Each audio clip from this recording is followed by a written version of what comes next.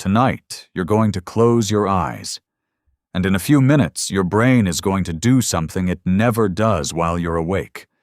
It's going to build an entire world out of nothing. Characters who don't exist, places you've never been, conversations that never happened. But what if it just stopped? You probably think of dreams as background noise, something your brain does for fun while you're unconscious. A leftover, a glitch, random static your mind throws out while it powers down for the night. But that's not what the science says, and the real answer is far stranger than you think. Let's start with what actually happens when you fall asleep. Your brain doesn't power down at night, it shifts gears. Around 90 minutes after you drift off, you enter a stage called REM sleep, rapid eye movement. Your eyes dart back and forth behind closed lids. Your muscles go almost completely paralyzed, so your body can't act out whatever your mind is doing. And your brain becomes nearly as active as it is when you're wide awake. This is where dreaming lives. In the 1950s, a researcher named Eugene Aserinsky discovered REM sleep almost by accident, while studying his own sleeping son. He noticed the eye movements. He noticed the brain activity spikes. He almost dismissed it as faulty equipment. But he didn't. And he realized something that changed sleep science forever. The brain isn't resting during sleep. It's working, just differently. So what happens if that work stops? There's a condition where it actually can. It's called REM sleep behavior disorder, and in rare extreme cases, certain types of brain damage or neurological disease can suppress dreaming almost entirely. People with damage to a part of the brain called the parietal lobe sometimes report something unsettling. They stop dreaming. Completely. Not fewer dreams, not vague dreams. None. And here's the part that should worry you. These same people often develop something else, a condition called Charcot-Wilbrand Syndrome, where the loss of dreaming comes packaged with a strange byproduct, difficulty distinguishing memory from imagination, difficulty picturing things that aren't in front of them. Some patients describe losing the ability to visualize their own house, their own family's faces, their own past, reduced to facts they know are true, but can no longer see. That's the first clue that dreaming isn't decoration. It might be infrastructure. Let's go deeper. In 2017, a team of researchers led by Francesca Siclari ran an experiment that sounds almost too simple to matter. They woke people up at random points throughout the night and asked one question. Were you dreaming? Using EEG sensors, they found something remarkable. There's a specific pattern of reduced low-frequency activity in the back of the brain that shows up every single time a person reports a dream. They called it the Posterior Hot Zone. When that zone lights up in a certain way, dreaming is happening. When it doesn't, it isn't. Even during REM sleep, even outside of it, during ordinary deep sleep, where dreaming was once thought to be impossible.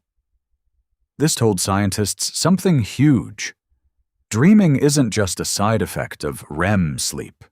It's its own process, its own switch, separate from the stage of sleep you're in, which means it's something your brain is choosing to do, not something that just happens to leak out while you're unconscious. So why would your brain bother? One leading theory points to something called threat simulation.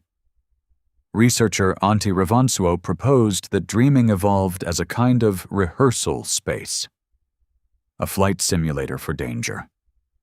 Throughout human history, the brains that practiced escaping predators, conflict, and threats in their sleep may have reacted faster and survived more often when those threats showed up for real.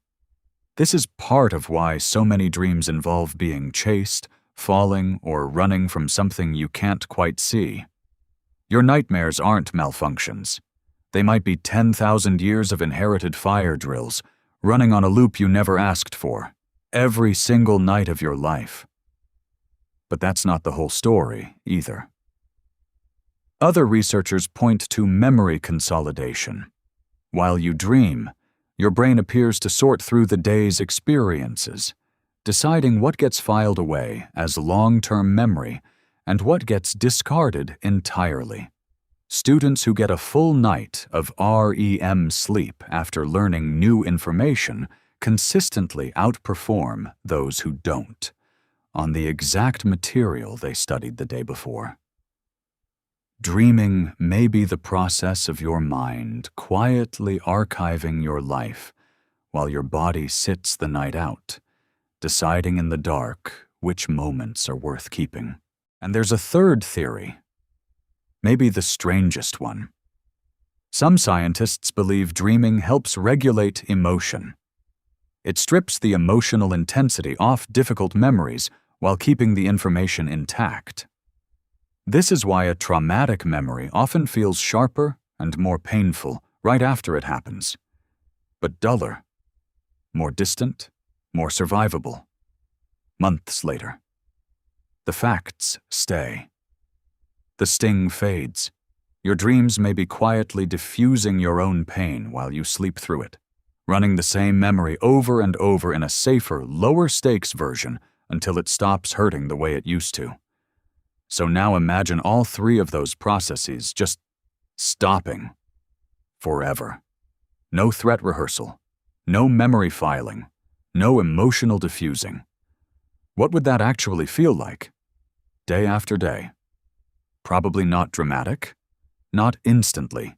You wouldn't collapse on day one, but your mind would start operating without one of its core maintenance systems, the way a city slowly falls apart when nobody collects the garbage. Not an explosion. A build-up.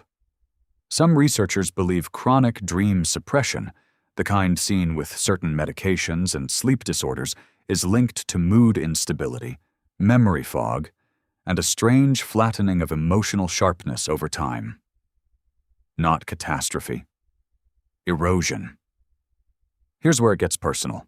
You've actually experienced a small version of this already. Ever had a night of almost no sleep, and the next day felt emotionally raw?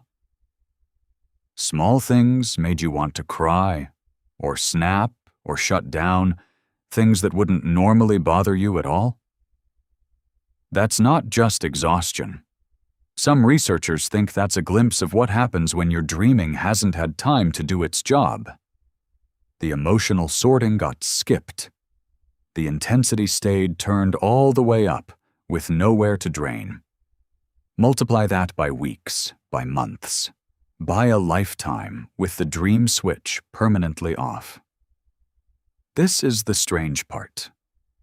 Dreaming might be one of the only places where your brain processes your life without your permission. You don't choose what to dream about. You don't control how it edits your memories, replays your fears, or decides what stays and what gets erased. It happens to you every single night, whether you remember it or not. And most nights, you don't even know it happened at all.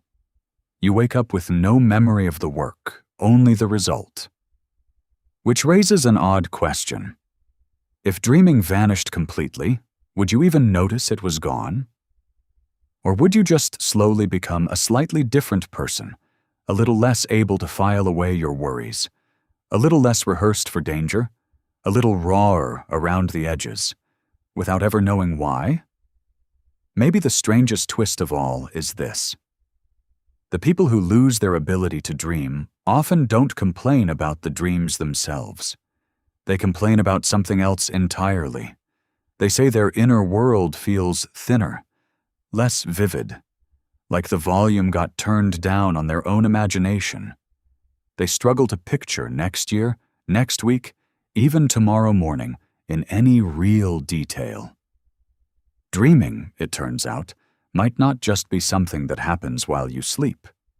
It might be quietly training the same machinery you use to imagine, to hope, to picture a future that hasn't happened yet. Lose the dreams, and you may lose a small piece of your ability to imagine anything at all, awake or asleep. So tonight, when you close your eyes and your brain starts building a world out of nothing, you might want to thank it. Because somewhere behind your eyelids, 10,000 years of inherited fire drills, a lifetime of memories being filed away, and a quiet, emotional repair crew are about to clock in, unpaid and unnoticed, exactly like they have every night of your life. And the only thing stranger than what your brain does every night is how easily you could lose it without ever realizing it was gone.